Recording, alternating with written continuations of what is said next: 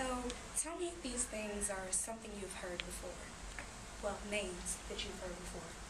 Megan Meyer, T-Mom, and Beyond Scared Straight. Are these names in television shows that I've named sound familiar? You're probably wondering, what do all these shows and what does this person have in common? Well, did you know that these things are people we see on these television shows all share one thing in common, which is low self-esteem. So by now I probably sound like a broken record because I always like to talk about low self-esteem. But low self-esteem is a problem among today's teenagers.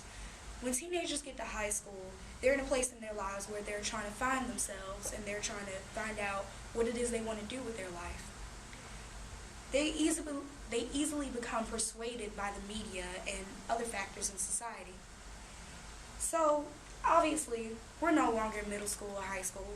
So, how does this affect us? Well, this may not affect you directly, but it will affect your future children, or if you have children now. No parent wants to see their child put into therapy and put there for bad behavior. So, we need to begin to teach them how to deal with it. My sources today are coming from the North Carolina Department of Education, the National Campaign to Prevent Teen Pregnancy and Unplanned Pregnancy, Fox News, and Human Resourcefulness Counseling.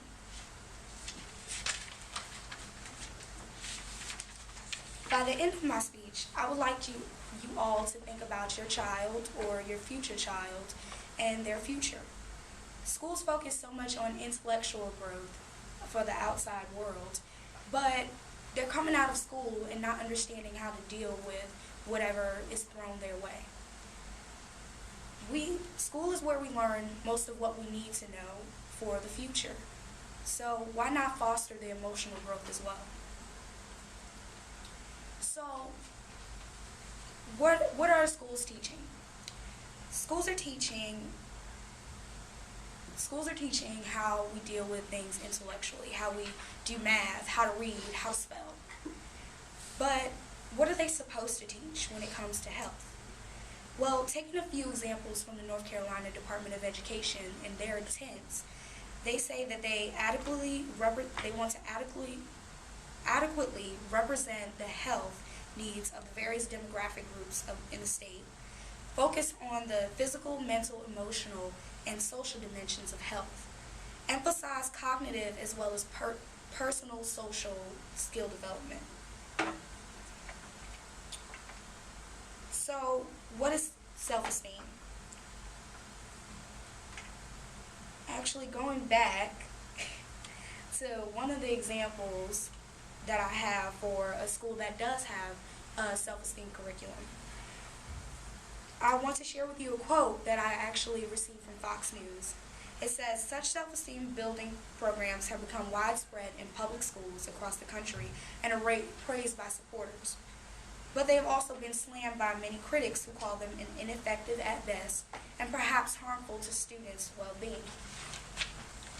It promotes too much self-absorption and focus on the self," charged Dr. Charles Elliott. "It can even run the risk of promoting narcissism.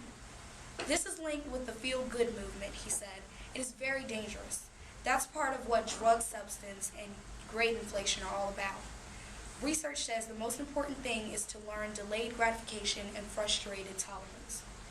Most public schools in the country, as well as a number of private Catholic schools, currently have some form of self-esteem curriculum for young children such as ages 5 to 6, or as old as 17 to 18. The movement, which took hold in the early 1980s, has since grown and began with the goal of combating teenagers' ills like violence and delinquency, unwanted pregnancy, high dropout rates, and chronic absenteeism. So now we go to what is low self-esteem, or actually what is self-esteem. Self-esteem is a confidence and satisfaction in oneself. But what does it lead to when you have low self-esteem? Low self-esteem can lead to behavioral problems, which is acting out in school, cursing at teachers, and things of that nature. And teachers really don't know how to deal with it because they don't really understand that there's something deeper than what they're physically seeing. It also has teen pregnancy. According to the National Campaign to Prevent Teen and Unplanned Pregnancies, the rate of teens 15 through 19 getting pregnant per 1,000 girls in the U.S. is 70. The suicide rates are also 11% in the United States. Not 11%, 11 out of 1,000 in the United States. In males, it is 17.9. In females, it is 4.2. And self-esteem in general, having low self-esteem, is 32.21. So why should schools teach it? For one, most of the time that children spend in school is about 8 hours a day. And usually when they get home, the parent is working, the parent isn't home. So the parent is not able to teach their child what they need to know to grow emotionally and to foster their emotional growth. So why not study it in school? Because when the parent, by the time the parent actually does get home, most times it's 8 o'clock at night, it's the child's bedtime, and all they get to do is tuck their child into bed. So back to why should they teach it? It's time. We spend so much time in school. We spend time in school right here, just in college, and we spend more than 8 hours a day focusing on what we need to do in school. So what can we do? First off, we can ask questions. Asking questions to teachers, to administrators, ask them, how is it possible to get this implemented into a school? Second, we can write letters. Write letters to the State Board of Education. They want to hear what we have to say, as much as sometimes we don't think they do. Another is attend State Board of Education meetings. I've actually found on the website that we can attend their meetings, and they have a list of dates and times and locations of when they have these meetings. So now that I've shared with you all the necessary points, why don't we do a quick review? Low self-esteem is directly related to behavioral problems, teen pregnancy, and possible suicide. Thousands of children are suffering from low self-esteem each day. Because we're not taking the time to consider what to do about it, suicide and teen pregnancy rates are up. So let's act now. Thank you.